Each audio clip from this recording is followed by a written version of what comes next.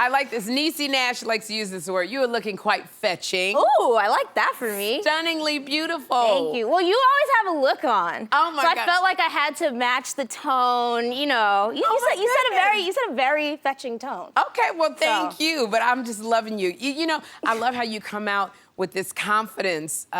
Could it have anything to do with the fact that your birthday is today? Look at you. You have left the 20s. Yes. And now you're 30. 30, okay. yeah. Do you feel differently now? Like, yes and no. Yes and no. Like, physically, I feel about the same, which I think is good. Yeah. But I don't know, it's exciting. It's exciting to enter my 30s and a new chapter. And I feel like, especially when Bear first started, people thought I was like 16 years old. Right. So it's nice to also just be like, okay, I'm like entering my little more grown woman Yeah, you in phase. your grown woman era now. We're approaching. We're approaching it.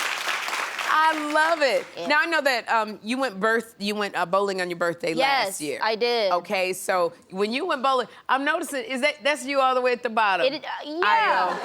Okay. Yeah. Now I notice you got a 41. Okay, 41. That's the lowest score I have ever seen. Yeah. In bowling. Yeah. Well, I'm competitive in my own way. You know. Yeah. You ever thought about like bumpers, like coming up? I've definitely thought about them. I think, you know, and I'll continue to think about them.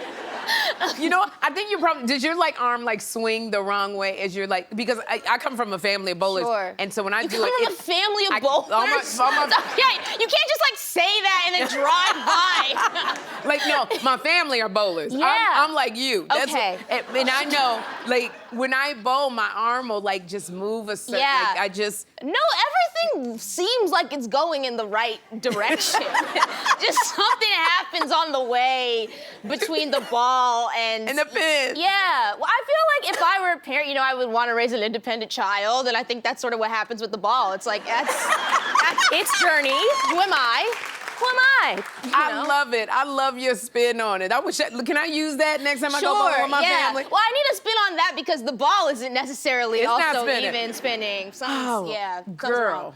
And I love this. I love you so much. And you all have always talked about like growing up in a very religious household. Yes. I know I grew up in a very religious household as well. So for you, how was that? Yeah, I feel like I grew up Pentecostal, and I feel like also like the Jehovah's Witnesses were like the only other kids where we could be like, yeah. Oh, you too. Yeah. It was while there was also a lot of that, I do feel like that like church was the place that introduced me to performing and into, you know, music and public speaking. So our church had a lot of really young people. Right. And so then I feel like they were like, well, we just got to give them activities to do. And so they would let us like, you know, have our own sermons. And I was like one of the kids who was like coming up with like skits for Easter and Christmas. And they're definitely, you spend enough time in church, there's a lot of personalities. There's a lot of personalities. Yes. Oh, yes. Oh, yes. And a lot of like, you know, you bad little church kids and you're like doing impersonations of people. Yeah. Did you have to do that? Did you do like impersonations of people? You remember any? Yes, I do. And there's a almost direct circle of overlap between people who went to my church and people who watch your show. So I'm thinking. We will all get it. What I'm gonna say, yeah, my mom, who I love, but she had, you know, she had a spirit for God, but not necessarily like a voice for him.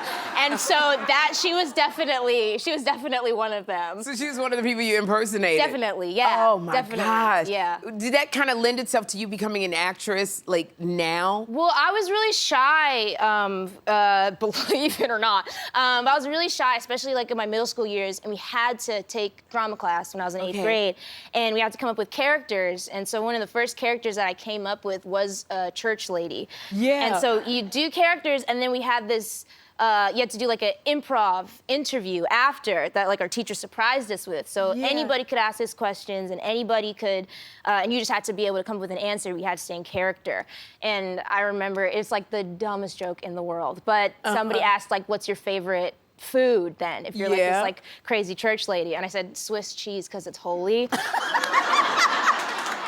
Great. So I remember being like 12 and being like, I got it. Like, I figured it out. I liked it. I like that improv. Yeah. I'm gonna use that now. Swiss cheese, cause it's holy. I mean, I fully was like heboshata. Like it was very that. It was very that. with the speaking in tongues. Well. No, you know, I know with me being in like very strict religion. Yeah. I was, you know, it was very strict on what I could watch on watching and TV, listen like to, what I could listen to. Yeah. Like I think I missed the whole hip hop era because I was not able to listen to it, not allowed.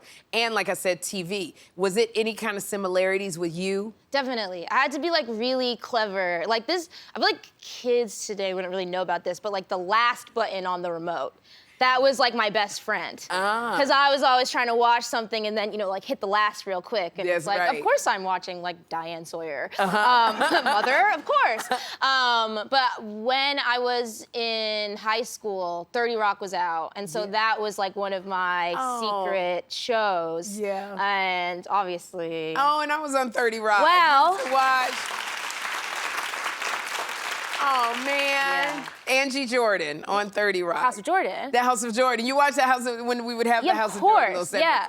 Oh, well, that also became then like a real pipeline into like the Real Housewives of it all. And yeah. And then it was just beautiful brain rot from there on out. Yeah. Oh my gosh. Do you think about what you're doing? Because that just like blows my mind that there was this young girl watching me on 30 Rock and you know, inspiring this young girl of you saying, I want to do something like that. Yeah. Do you think about when you're doing all of your, you know, projects that there is some little girl looking at you, Ayo, going, I want to do that. I want to be like her. She looks like me.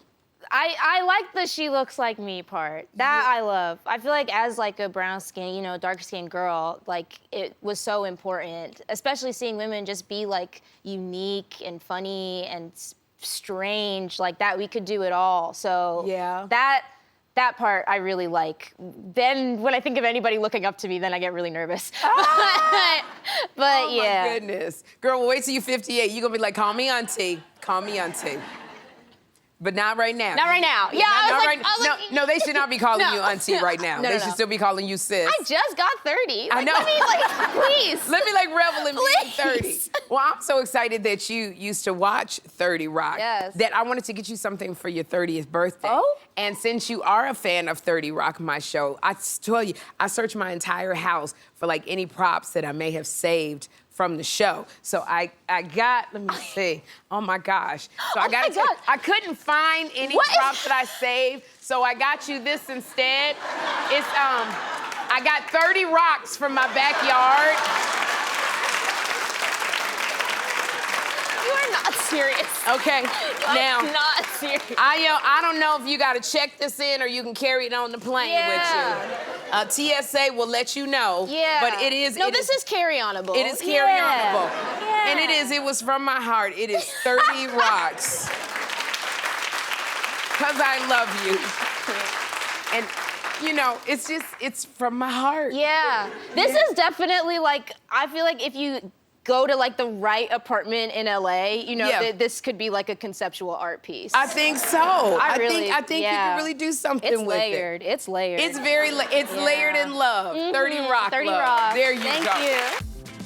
Like what you just saw? Well, ding-a-ling, ding-a-ling, ding-a-ling. Hit the bell to subscribe right now.